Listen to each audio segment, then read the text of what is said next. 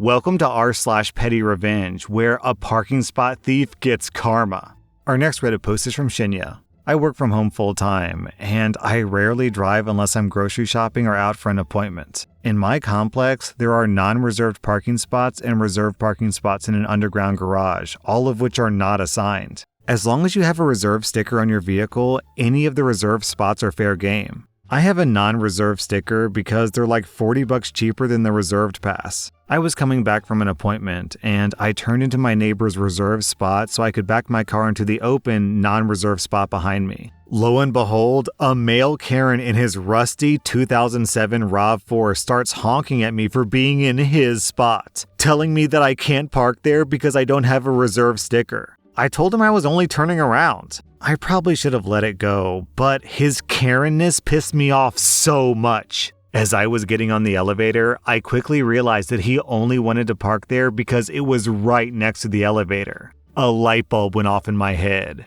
I made my way to the rental office, which is in the same building, and asked to upgrade my parking pass. It's an extra $40, but it's well worth the petty revenge. I'm waiting for my neighbor to leave for work tomorrow so I can move my car into his spot and leave it there for God knows how long. There are perks to working fully remote. Down in the comments, we have this story from Suede. Several years ago, I lived in a tower apartment complex. Parking was ample, provided that you paid, but there were no assigned spots. You can imagine this led to a fair amount of jockeying for the primo spots. Now, personally, I don't mind walking. I would rather have a reserved spot farther away because I know that it'll be there and I don't have to waste time searching. So I'd always head back as far as possible and just take whatever I found. 6 months later, some contractor, like Comcast or something, had an oversized truck with orange cones around it for a couple of days. I thought nothing of it. After all, I was parked far away from the primo spots, which is where the Comcast truck should park too. But after a few days they left, leaving a single cone behind to block the parking spots. When I saw the single cone clearly labeled Comcast placed in the middle of the spot, I thought, that's weird, they must be coming back next week. But they never returned. Instead, the spot that had previously held the cone would always be occupied by a black Audi. And it was easy to tell because the Audi had a personalized license plate. Now, as a fan of reserved spots, I didn't mind. However, this particular person would use their cone to upgrade their spot whenever they could. So if they saw a better open spot when they could, they'd toss the cone down and return to take the spot in the evening. Well, you can imagine, within a few weeks, they were almost at the very best parking spot, right next to the trash room and the elevators up. I'd been watching their progress. So I waited until they finally had their cone in the absolute best spot. And during prime parking hours, no less. Did I take their spot? No, of course not. That's a good way to get your car keyed. Instead, I drove past it on my route towards the back, parked, and walked to the elevator. Glancing around to make sure the coast was clear, I simply grabbed the cone, walked to the trash room, and tossed it into the dumpster. As you might imagine, the primo spot was taken by someone else. And I got to see the black Audi with the personalized plates parked in the back near me. Their ire, I'm sure, was directed at the person in their spot, not at some random person who had watched their climb and fall from the back of the parking lot. OP, another funny solution would have been, instead of just throwing away the cone, instead move it farther away every single time you see it. Our next Reddit post is from Salty Wet.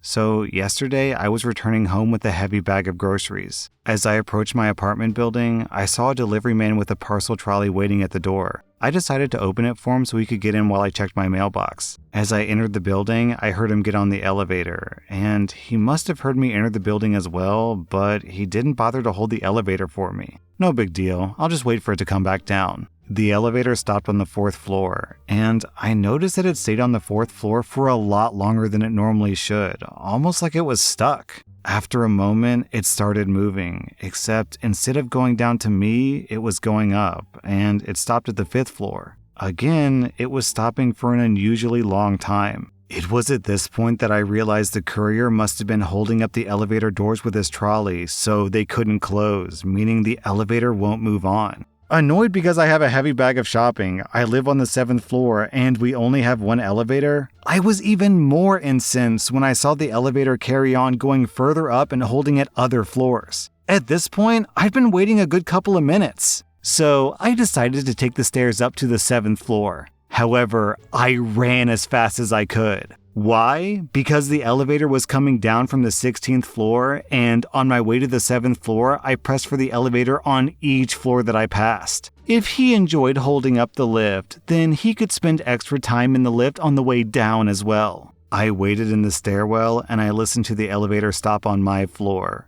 Doors open, doors close, stop on the 6th, and so on. When it hit the 5th floor, I could just about hear the courier say, "For F's sake," as he realized no one was getting on. I was out of breath and had a good sweat going on, but it was worth it in the name of pettiness. OP, that's a pretty good move.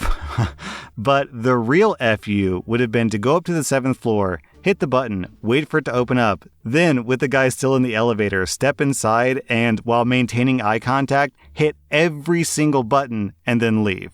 Our next Reddit post is from Beard Guitar. A little background. My wife and I purchased our house a few years ago, and the day that we moved in, our neighbor, Roger, called the cops on us for moving in too loud. We weren't playing music or even talking amongst ourselves. It was just my wife and I moving our belongings into our new house. The cops came, I explained that I was just moving in, and they apologized for bothering us. Roger, in all of his retired Proud Boy glory, comes out of his house immediately after they left to let us know that he's the one who called the cops, and to say that he was setting the tone for our new life. Even still, we were super cordial with this guy because we wanted to make a good impression in our new neighborhood. It was our first home, and it was important to us to make it homey. About a year or so later, our first son was born. We let our property fall to the back burner while we adjusted to parenthood, and a few newspapers piled up in the driveway, and in the rain, they sort of melted onto our driveway. This was all on our property, keep in mind. Roger comes knocking on our door to complain.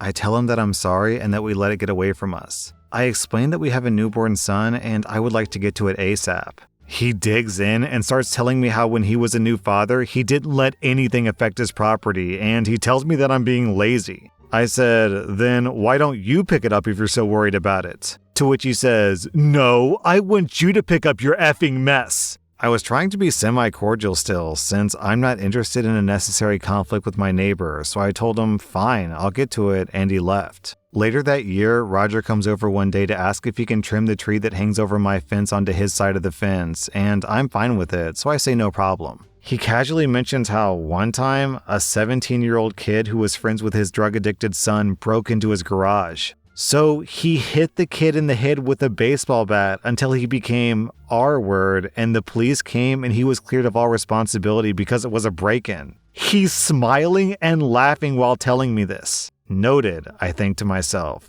this guy is an effing piece of garbage psychopath. Well, a couple years later, we had a few more minor run-ins, but nothing too significant. At this point, my wife and I had our second son 1 month ago. About 10 days ago, my son isn't even 3 weeks old at this time, and I get a notice on my door saying my lawn is in violation of my city's code. I mowed it 2 days before my son was born, so it's been about 3 weeks since I mowed and it's been raining since. The note says that I have 48 hours to comply. I call the number on the card and I get no answer, so I call the non-emergency line to verify what my responsibility is because of the vague wording on the door hanger. It's because one of the types of grass on my lawn is over 12 inches tall. I told them I'm a new father and I asked for an extension to deal with it later. They said, don't even worry about the lawn, just take care of the baby. So now, with some newfound confidence, I mow my lawn in a spiral shape, leaving lots of grass remaining as a middle finger to whoever called the cops on me about my lawn. A couple days later, Roger talks to me over our shared backyard fence and asks about my lawnmower and if it's busted or something. I told him, no, I just have more important priorities than mowing my lawn, and I tell him about my new son, and then I asked if he was the one who called the cops on me about it. He says, yeah, he was the one who called code enforcement, but not on me. He called about my new neighbors on my other side, a really nice Mexican family who's always diligent about their lawn and always working outside of their new property. He says that code enforcement must have happened to notice my lawn when they went to follow up on his call next door.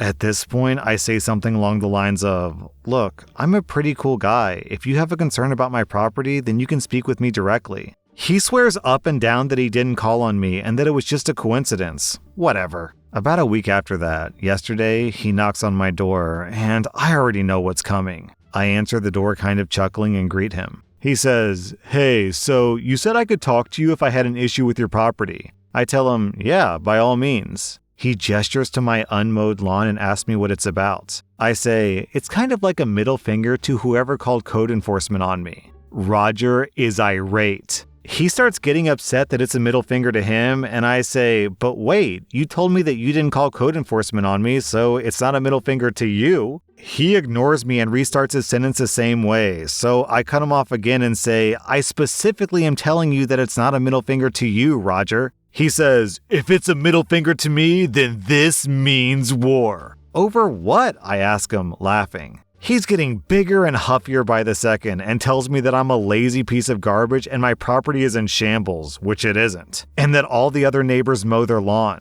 I remind him that I have a newborn son and that my lawn can suck my dick for now. He puffs up as big as he can and says, "I never had this issue when I was a new father." I tell him that I don't care at all what he did as a dad. Ironically enough, his drug addict son lives in the house on the other side of him and causes trouble in the neighborhood regularly. Cars peeling out, people screaming at each other, drug addicts always waiting outside, etc. Now he tells me that he's going to call code enforcement on me every day, and I tell him to get the F off my property. He says, "Make me," so I tell him that I'm calling the cops, and he says, "Do it," so I grab my phone and start dialing. He walks to the sidewalk and keeps yelling at me about how I'm lazy and not fit to own my own property. The cops come and speak with us. Very anticlimactic. They did make sure to let him know that he needs to get off my property when I say so, and that's all that I wanted from them. Our next Reddit post is from Obs Not Maine. Me and my half-sister, Heather, never really got along. We're both 24. My father left my mother for her mother, and we were born the same month, 20 days apart. It's always been weird. It doesn't help that Heather's mom hates me and my mom. By extension, Heather and I didn't have the best relationship. She's always tried to one-up me, even though we both have a similar economic background. So now, my fiancé and I got engaged last month and we had our engagement party this Saturday. We originally planned it as a casual/formal event. So, nice dresses, but not, "I'm going to the Met Gala ball" nice. More like, "We're going to a good restaurant" nice. Anyway, my cousin hits me up saying that she wants to show me something. It was a picture of the dress that Heather was gonna wear. Oh my god. Okay, so OP shows a picture of the wedding dress, and this looks like, how do I describe this? It's like a Disney princess wedding gown.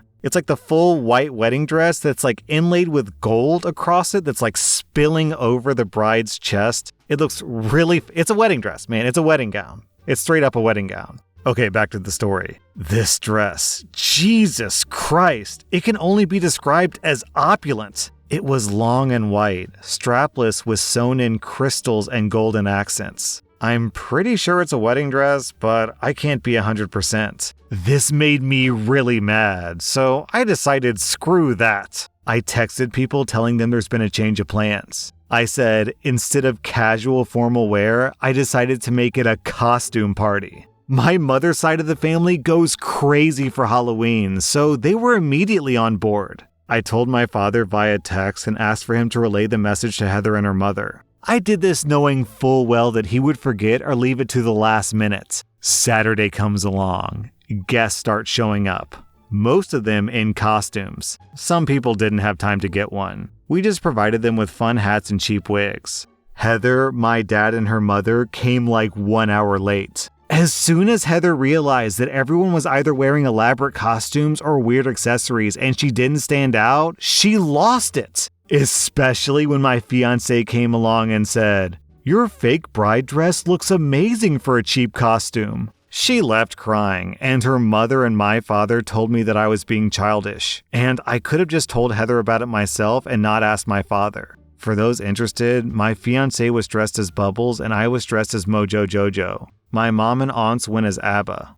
OP, the fact that your fiancé called her fancy, over-the-top opulent dress a cheap costume proves that you're marrying a good one.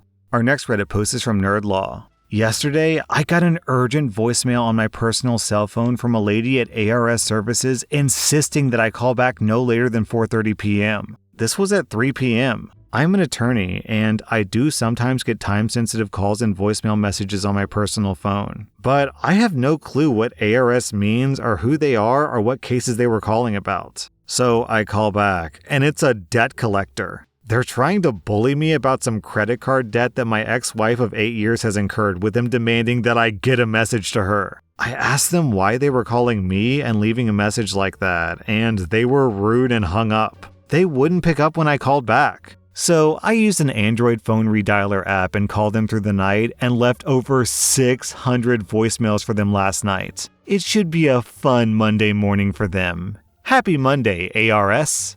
That was r/Pettyrevenge, and if you like this content, check out my podcast where I publish the exact same episodes. Also, hit that subscribe button because I put out new Reddit videos every single day.